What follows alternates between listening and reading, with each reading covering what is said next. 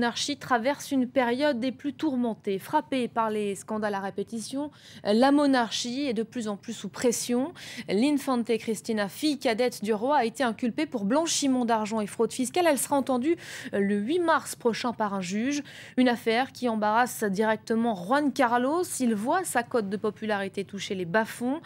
Pour la première fois, selon un sondage El Mundo, une majorité d'Espagnols, 62%, demanderaient même son abdication. Alors quels sont les effets de ces scandales sur le palais? Comment la monarchie travaille-t-elle son image?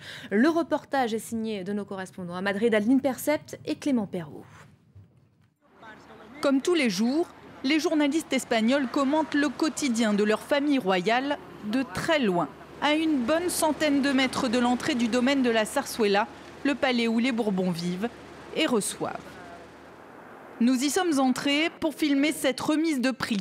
Quelques jours après l'inculpation de l'infante Cristina pour fraude fiscale et blanchiment d'argent, c'est l'une des premières apparitions de son frère Felipe, le prince héritier. Comme tous les jours, les caméras ne sont autorisées à filmer que dans cette pièce, pour les discours, les remises de cadeaux et les photos de famille. Interdit de s'adresser au prince pour lui poser une question. 20 minutes de cérémonie et la presse est priée de sortir. Nous reprenons illico le minibus qui ramène tous les journalistes à l'entrée du domaine.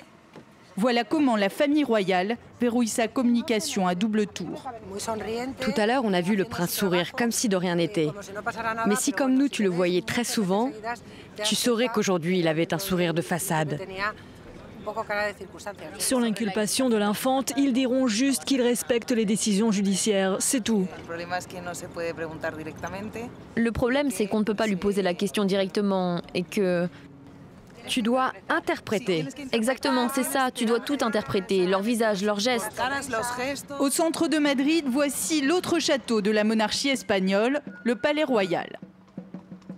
Tous les mercredis, c'est la relève de la garde en uniforme de l'armée d'Alphonse XII, un cérémonial mis en place il y a 6 ans seulement, inspiré de Buckingham Palace. Parmi les badauds, des opinions très divisées sur la monarchie et parfois même un malaise. Pourquoi? Porque me reservo la opinión. Gracias. ¿Es tabú? Sí. Un adorno. La monarchie, c'est pour décorer. Ce qui compte, c'est ce qui se vendra bien dans la presse. Mais je ne suis pas sûre de vouloir connaître le vrai visage de notre famille royale. Malgré l'inculpation de sa fille notamment, beaucoup d'Espagnols restent très attachés à Juan Carlos. Le roi a permis en Espagne l'instauration de la démocratie après la mort du dictateur Francisco Franco. Juan Carlos ne peut pas être tenu responsable des agissements de ses enfants. Et puis notre roi est fantastique. Jamais il ne nous a abandonnés. 3 ans de scandales à répétition, une santé fragile pour le roi. 62% des Espagnols souhaitent son abdication au profit du prince, selon un sondage récent. Y a-t-il le feu à la maison royale? C'est ce que pensent certains éditorialistes, y compris chez les monarchistes. Si le roi se maintient à la tête de l'État, bientôt le débat ne sera plus père ou fils, mais bien monarchie ou république. La famille royale l'a bien compris. Elle doit aujourd'hui asseoir sa légitimité auprès des jeunes, eux qui n'ont pas vécu la dictature, puis l'implication du roi dans la transition démocratique. Cette entreprise a ainsi créé le tout nouveau site internet de la monarchie destiné aux enfants. Bienvenue dans votre maison, indique la page d'accueil avec les dessins sans rides du roi et de la reine d'Espagne. Des caricatures réalisées par un dessinateur collaborateur de Disney.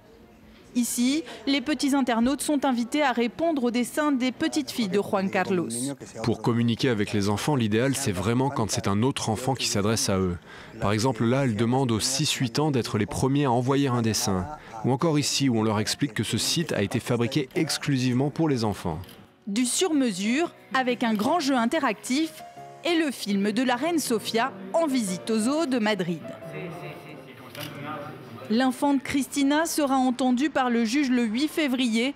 Certainement le défi de communication le plus important auquel la famille royale doit faire face depuis son retour à la tête de l'État il y a presque 40 ans. Et pour revenir sur cette crise que traverse la monarchie espagnole, nous sommes accompagnés en plateau par Benoît Pellistrandi. Bonjour monsieur, merci d'avoir accepté notre invitation. Vous êtes historien, spécialiste de l'Espagne, auteur également de Histoire de l'Espagne des guerres napoléoniennes à nos jours. Alors pour résumer, on l'a bien vu dans le reportage, la monarchie ces derniers temps entasse les casseroles, si je puis dire, et cela se répercute directement sur l'opinion publique espagnole. On a découvert ce sondage d'El Mundo dimanche dernier, sondage selon lequel 62% des Espagnols souhaitent qu'il abdique. À peine un Espagnol sur deux, 49,9% soutient aujourd'hui la monarchie. C'est inédit ça, ce sondage ? Oui, mais en même temps, il confirme ce que l'on sent depuis 3 ans. Effectivement, 2012 a été l'annus horribilis pour la monarchie espagnole. Il y a eu le fameux accident de chasse qui a tout d'un coup révélé l'écart qu'il y avait entre Juan Carlos et l'opinion publique, car effectivement, depuis 2007, les Espagnols vivent dans une crise tout à fait considérable. Depuis 2011 aussi, on avait constaté ce décrochage dans les sondages. Et du coup, il y avait une sorte de consensus pour ne plus interroger les Espagnols sur cette question. El Mundo l'a brisé et ont été confirmées ces tendances qui confirment effectivement ce recul de la popularité et de Juan Carlos et maintenant de l'institution monarchique. C'est probablement l'actualité qui a poussé le journal à reposer à nouveau cette question aux Espagnols, puisque l'Infante Cristina est directement mise en cause aujourd'hui, son époux également. Est-ce qu'elle encourt réellement une peine aujourd'hui, ou est-elle à l'abri d'une sanction? Alors, tout est né des agissements du gendre du roi, c'est-à-dire du mari de l'infante Christine. Et lui, effectivement, est depuis plusieurs mois inculpé pour détournement de fonds. L'affaire dite des Baléares. Voilà, et on estime qu'il y a environ 6 millions d'euros qui ont été détournés.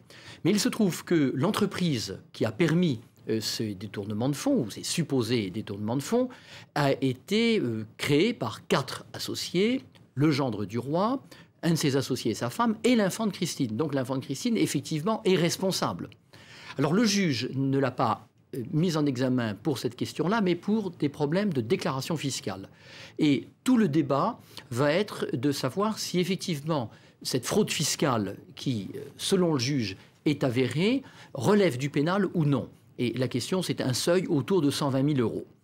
Ce qui gêne en réalité l'opinion publique espagnole, c'est qu'on a bien le sentiment que cette entreprise a été en réalité une manière d'arrondir les fins de mois du couple que forment l'infante et son mari, mais qui s'appelaient les ducs de Palma de Majorque. Et effectivement, les Espagnols qui, eux, ont été dans la crise, qui ont vu leurs difficultés, ont le sentiment en réalité que la famille royale s'est compromise de très près avec les responsables politiques des Baléares. On va prendre le problème à l'envers. Si l'Espagne n'avait pas traversé cette crise si grave, est-ce que la famille royale aurait été confondue? Non. C'est la crise qui, effectivement, provoque ce sentiment de dégoût généralisé, car en réalité, c'est l'ensemble des élites espagnoles qui sont en train de faillir. Élites économiques. Il faut imaginer quand même que le patron des patrons espagnols est en prison pour faillite frauduleuse. Classe politique. Les cas de corruption sont dans tous les partis. Et du coup, la famille royale semble être un peu l'illustration de ces liaisons incestueuses entre le monde des affaires et le monde politique. La monarchie est menacée aujourd'hui, selon vous? Non, elle est fragilisée durablement, mais il y a une solution de succession, c'est le prince Philippe. Et en réalité, elle a un atout énorme, c'est qu'il n'y a pas de solution de remplacement. Car la République reste une option purement imaginaire. Et la construire supposerait de défaire le pacte constitutionnel de 1978, et ce n'est pas encore d'actualité. Et on l'a vu, la monarchie également fait tout pour redorer son blason, opération de communication notamment, comme on l'a vu dans ce reportage. Merci beaucoup d'avoir accepté notre invitation. Merci pour votre éclairage. C'est la fin de ce focus du jour, la fin également de cette première demi-heure d'infos. Vous restez évidemment avec nous. On se retrouve dans un instant pour un tout nouveau journal. À tout de suite.